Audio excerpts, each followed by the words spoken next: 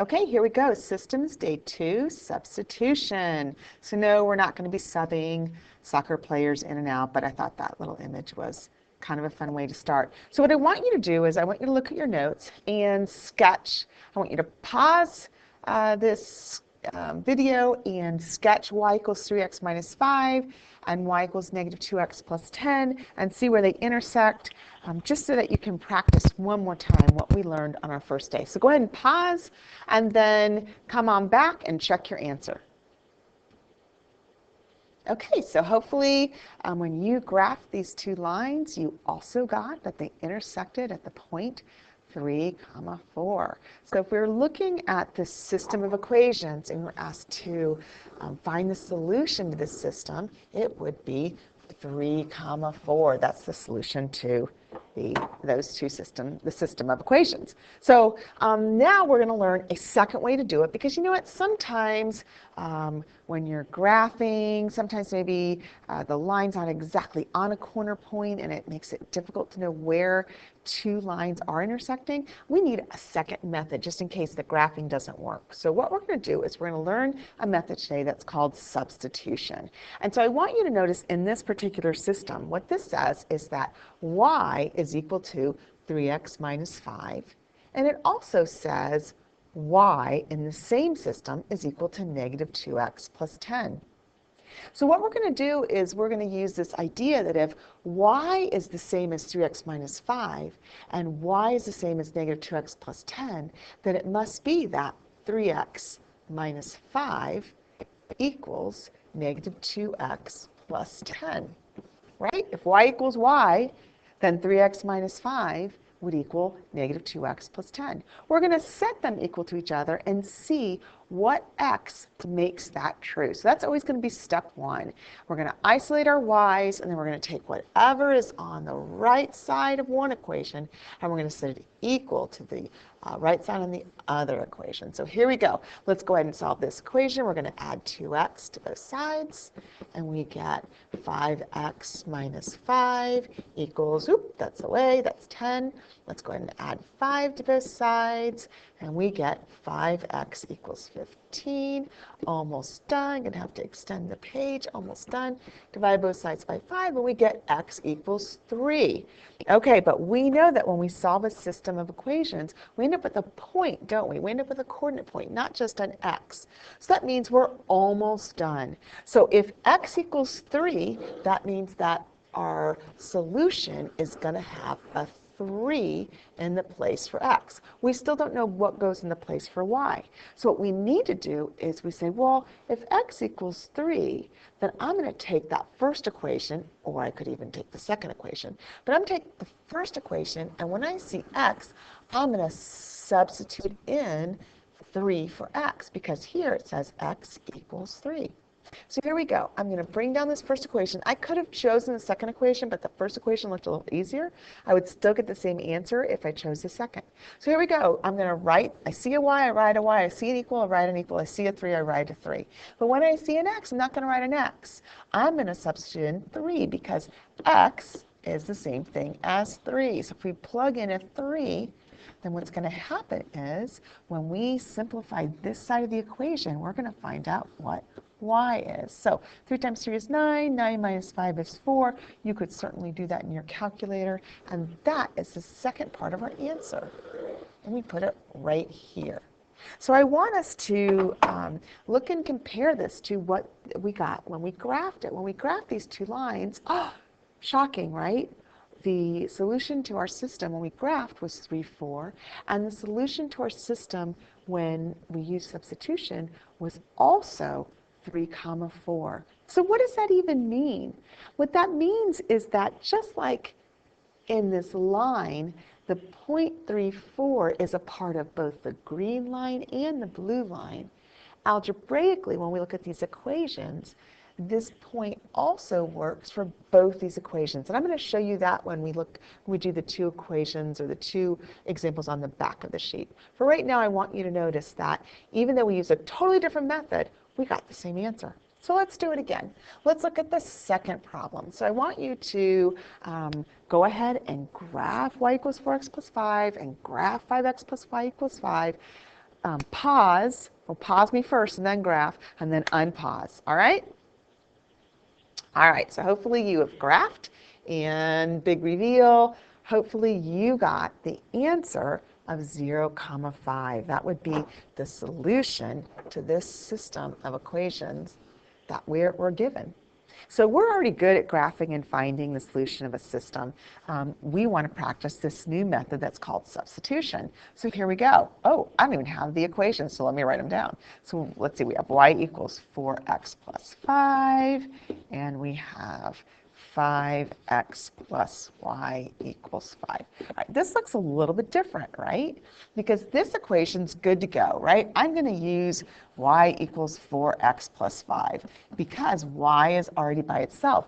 It was already isolated. But in this equation, I'm going to have to do some work, right? If I want y to be by itself, I'm going to have to move that 5x to the other side. So I'm going to go ahead and subtract 5x, subtract 5x. 5x is gone. I bring down the y. I bring down the equal. Now, 5 and a negative 5x. And I know this gets confusing because, gosh darn it, they're both 5s. I know we want to say, oh, 5 minus 5 gets rid. No, a 5 and a negative 5x are not like terms. We cannot combine them. Just like a piano minus a cake is a piano minus a cake. Why would we even say that anyways? But we can't combine them. If we had 5 cookies and we took away 2 cookies, now that's different because they're alike, and that would be 3 cookies. So we're just going to write this either as 5 minus 5x, that's fine, or we could write it as negative 5x plus 5, either way. All right, so now we have, let me switch up the colors. We have a nice equation where y is by itself here, and we have a nice equation where y is by itself here. So we want to know, hey, what would our x be if we set 5 minus 5x equal to 4x plus 5? Because in this system, this y is equal to 4x plus 5, and this y is equal to 5 minus 5x. If we set those two sides equal to each other and solve for x, we'll find the x that makes that true. So here we go. Let's bring the 4x over. We're going to subtract 4x from both sides. So we get 5 minus 9x. Boom, that goes away, equals 5. Let's extend the page.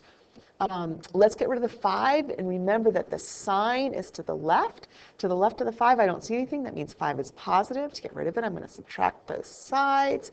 Okay, this is going to be a little weird. I know. We're going to bring down the negative 9x. Don't leave that sign behind. That's not a 9. It's negative 9. And 5 minus 5, those are like terms. 5 take away 5 is just 0. But don't freak out. I know some people kind of go 0, no solution. I don't know why, but some people do that. But no, we're not going to do that. That's not right. We want to get x by itself by doing the opposite of what's going on between the negative 9 and the x. See how the negative 9 and the x, there's nothing in between them? That implies that there's a multiplication going on between them. And to get rid of something that's being multiplied, we're going to do the opposite, which is division. So we're going to divide both sides by negative 9. Bam, negative 9 goes away. And if you want to pick up your calculator because you won't believe me, you can. Put 0 divided by negative 9 in and you will get 0. All right, so now we know we have got 1/2 of the answer. When we solve a system of equation, our answer is always going to be a point, a coordinate point. So we know x is 0. And yes, that is an okay answer for x. So now what we want to do is we want to see, well, if x is 0, then what would y be? So we're going to go to either equation. It seems like I'm always picking the first equation. That's not, I won't always do that, but I am going to pick the first equation again. If I pick the second equation and plug 0 in for x, I would still get the same answer for y as I'm going to get with the first one. So here we go. I see a y, I write a y. I see an equal, I write an equal. See a 4, I write a 4. I see an x. Stop. I'm going to plug in, I'm going to substitute in 0 when I see x. So let's see if I can make it all the way up there. I see an x, I plug in 0. I see a plus, I write a plus. I see a 5, I write a 5. All right, now what we're going to do is either do the math in our head on the right side or pick up our calculator.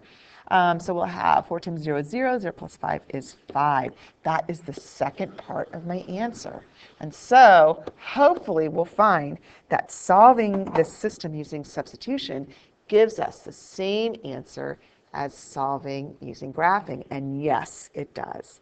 All right, so I wanted to get more into how we could check our answer besides graphing it, because sometimes our number is going to be too big and we can't double check that it's the same by graphing. So we have another method to make sure that when we use substitution, we can check our answer. So here we go. All right, solve the system of equations using substitution. We're not going to graph this time.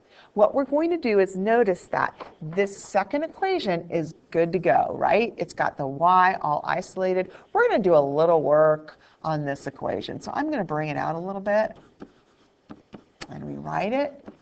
And I'm going to go ahead and distribute the 5 on the right side. So I have 5x. 5 times -1 is -5. And then once again, our goal, because right, it's normally when we're solving equations, we just have an x in there, or we have, we call it an a or a b. It's just one variable. But we notice we have both an x and the y, so we got to stay focused. And what's our goal here?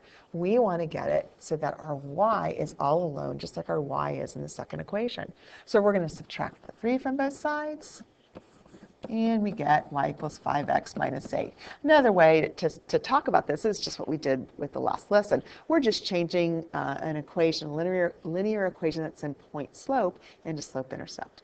And now we can work with it, right? We're going to work with this equation and this equation. All right, so we know what to do. Once we isolate y, we're going to set both sides of 3x minus 2 equal to the other right side of the other equation, 5x minus 8. And by doing it and solving, we're going to go ahead and find the x that makes both sides equal. So 3x minus 5x, that gives me a -2x. That's gone. Okay, I'm going to run right into some words, so let me scooch and move my words down a bit. Okay, I'm going to go ahead and add 2 to both sides. -8 plus 2 is -6. Divide both sides by -2, and I get that x is equal to 3. Still going to move those words down. All right. So I'm halfway done, right? Because I know that when I solve a system of equations, I'm going to end up with a coordinate point for the answer. So the x for this is 3, and I'm going to go ahead and use substitution to find what y is. So just for the heck of it, let's pick that second equation. Okay, well, because it started out looking easier anyway. So we're going to look at the second equation. When we see a y, we write a y. See an equal, we write an equal. See a 3, we write a 3. But stop everything. We're not going to write an x. When we see an x, we're going to plug in our 3 because x is equal to 3. So we're going to plug that in. And we see a minus, we see a 2. We're going to write that down. All right, so let's go ahead and put that in our calculator or do it in our head. We've got 9 minus 2 is 7. And so our answer is 3, 7. Now, we don't have a graph to look at to make sure that we did it right. So what we want to do is come up with another method. And here it is. We're going to go ahead and plug in 3 and 7 into both equations to see if that's true. So I'm going to look at the first equation, which, all right, it's not going to be as fun. So let's see. Y plus 3 equals 5 times x. That -1, I'm telling you, it is 4:30 or so, 4:42. It's even later than that. All right, so what I'm going to do is this. Here's my first equation. If this really is the point that works in both equations, then it's got to work in both equations. So what I'm going to do is this. I'm going to plug in 3 when I see x, and I'm going to plug in 7 when I see y, and I'm going to see if it gives me a true statement. So let's see, when I plug in 7 for y, I get 7 plus 3. When I plug in 3 for x, I get 5 times 3 minus 1. So let's see if that's true. 7 plus 3 is 10. 5 times, now in this case you could distribute, but we could do order of operations or just put in your calculator. 3 minus 1 is 2. 5 times 2 is 10. Yay! When I plug in 3 for x and 7 for y, both sides are the same. I get a true statement. So 3, 7, the point 3, 7 works for the first equation. Let's go ahead and check the second equation. It's got to work for both of them. So the second equation is y equals 3x minus 2. And once again, I'm going to plug in 3 for x and 7 for y. So I'll get 7 equals 3 times 3 minus 2. Nice, right? 9 minus 2 is 7. So that point works for both of them. So do you have to do that on the test? Actually, there is a section of the test that asks you, hey, does this coordinate point, does this point work? Is this really the solution for the system? And the only way to find out is you have to plug it in for each equation and see if it works for both of them, if it gives us a true statement. But as far as if, let's say on the test you saw this question and it said solve the system of equations using substitution, you could go ahead and just write down 3-7 after all your work and then go to the next one and not really know if you're right or not. Some students really like to keep checking their work as they go, knowing that they're doing it right. And let's do one last one. So here it looks a lot easier, right? Man, we don't even have to isolate y. We've got y equals 2x minus 4, y equals 2x plus 1. Let's go at it, right? Let's say 2x minus 4 equals 2x plus 1. Let's start solving. And when we start solving, we notice, wait a minute. Uh-oh, look what happens. End up with a negative 4 equals 1. And so when we're solving an equation, we end up with something like that. What do we write? That's right, we write no solution, okay? There truly, when you think about it, go back to the equation, there's truly no x and the y in the world that would make 2x minus 4 be the same as 2x plus 1, right? You can't, there's no x that's going to make both of those equations be equal to each other.